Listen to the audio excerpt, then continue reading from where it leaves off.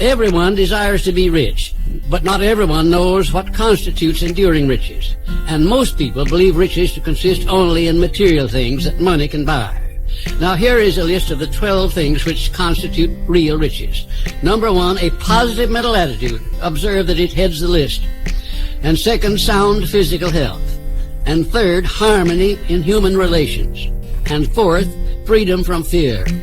And fifth, the hope of future achievement. And sixth, the capacity for applied faith. And 7, willingness to share one's blessings with others. 8, to be engaged in a labor of love. 9, an open mind on all subjects toward all people. 10, complete self-discipline. 11, wisdom with which to understand people. And 12, financial security. Observe, if you will, with great benefit, the fact that money comes at the end of the list of the 12 things that make men rich. 6 ways to turn desires into gold. The method by which desire for riches can be transmuted into its financial equivalent consists of 6 definite practical steps. That is, first, fix in your mind the exact amount of money you desire. It is not sufficient merely to say, I want plenty of money. Be definite as to the amount. There is a psychological reason for definiteness, which will be described in a subsequent chapter. Second, determine exactly what you intend to give in return for the money you desire. There is no such reality as something for nothing.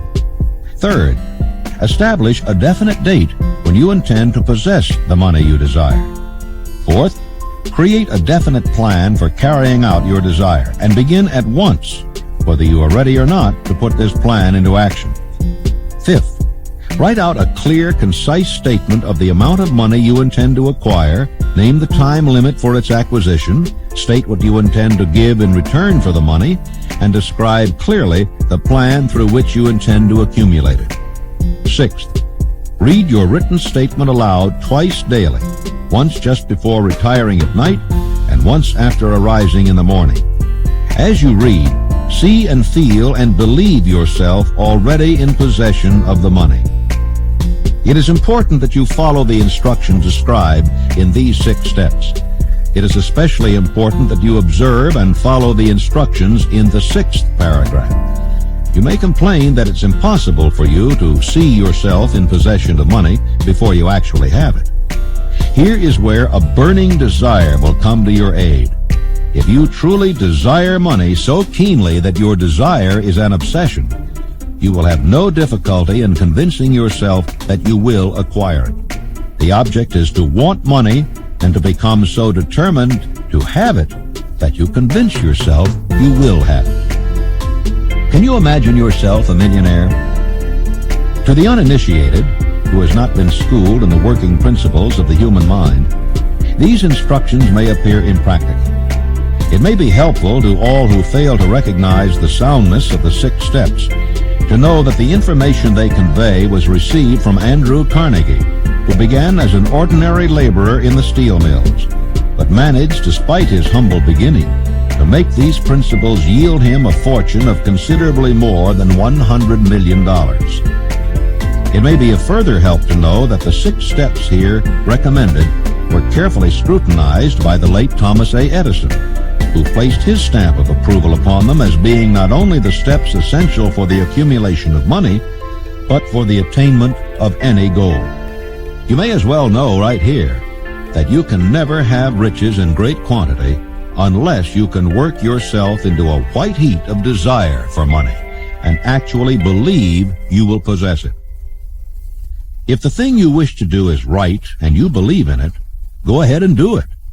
Put your dream across, and never mind what they say if you meet with temporary defeat, for they, perhaps, do not know that every failure brings with it the seed of an equivalent success. Thomas Edison dreamed of a lamp that could be operated by electricity, began where he stood to put his dream into action, and despite more than 10,000 failures, he stood by that dream until he had made it a physical reality. Practical dreamers do not quit.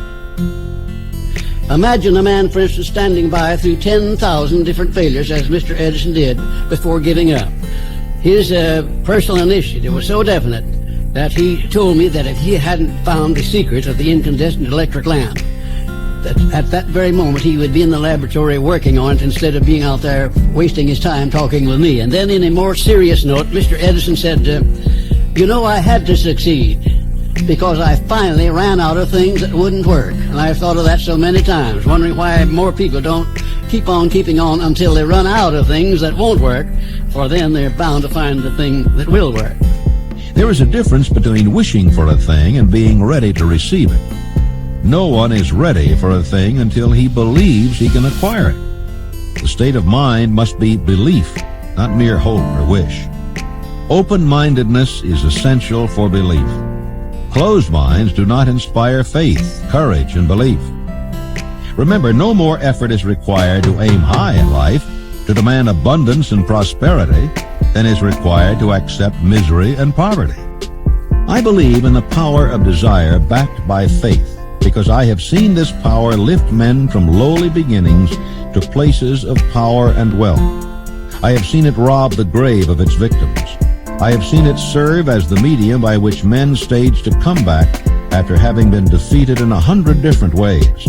I have seen it provide my own son with a normal, happy, successful life, despite nature's having sent him into the world without ears.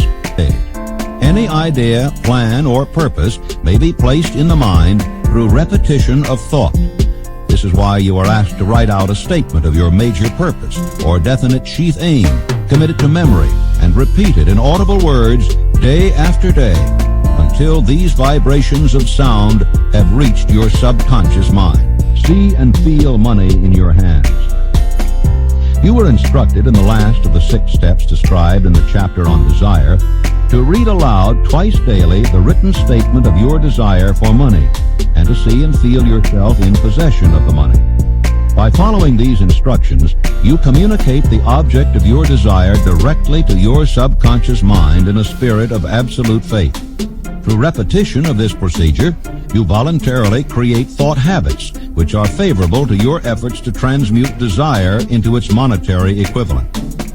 Remember, therefore, when reading aloud the statement of your desire, through which you are endeavoring to develop a money consciousness, that the mere reading of the words is of no consequence unless you mix emotion or feeling with your words. Your subconscious mind recognizes and acts only upon thoughts which have been well mixed with emotion or feeling. Plain, unemotional words do not influence the subconscious mind. You will get no appreciable results until you learn to reach your subconscious mind with thoughts or spoken words which have been well emotionalized with belief. Do not become discouraged if you cannot control and direct your emotions the first time you try to do so. Remember, there is no such possibility as something for nothing. You cannot cheat even if you desire to do so. The price of ability to influence your subconscious mind is everlasting persistence in applying the principles described here. You cannot develop the desired ability for a lower price. You and you alone must decide whether or not the reward for which you are striving, the money consciousness, is worth the price you must pay for it in effort. Your ability to use the principle of autosuggestion will depend very largely upon your capacity to concentrate upon a given desire until that desire becomes a burning obsession. 6 steps to stimulate your subconscious mind. The instructions given in connection with the 6 steps in the 2nd chapter will now be summarized and blended with the principles covered by this chapter as follows. First, go into some quiet spot, preferably in bed at night, where you will not be disturbed or interrupted. Close your eyes and repeat aloud, so you may hear your own words, the written statement of the amount of money you intend to accumulate, the time limit for its accumulation, and a description of the service or merchandise you intend to give in return for the money. As you carry out these instructions, see yourself already in possession of the money.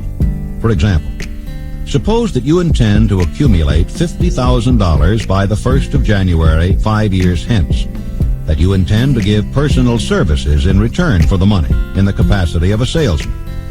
Your written statement of your purpose should be similar to the following.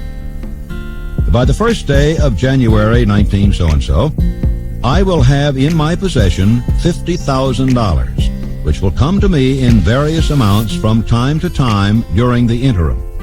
In return for this money, I will give the most efficient service of which I am capable, rendering the fullest possible quantity and the best possible quality of service in the capacity of salesman of, and here describe the service or merchandise you intend to sell. I believe that I will have this money in my possession.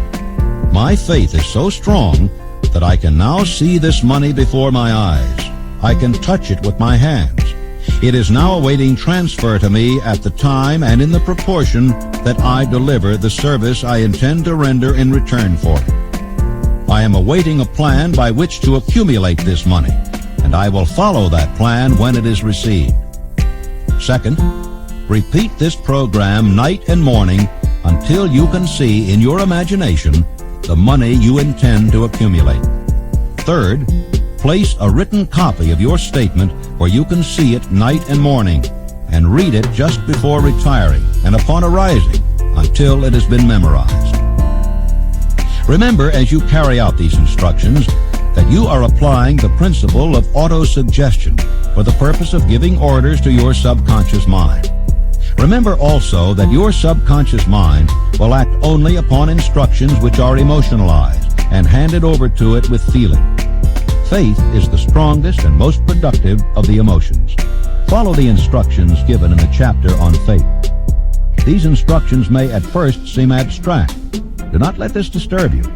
Follow the instructions no matter how abstract or impractical they may at first appear to be. The time will soon come, if you do as you've been instructed, in spirit as well as in act, when a whole new universe of power will unfold to you.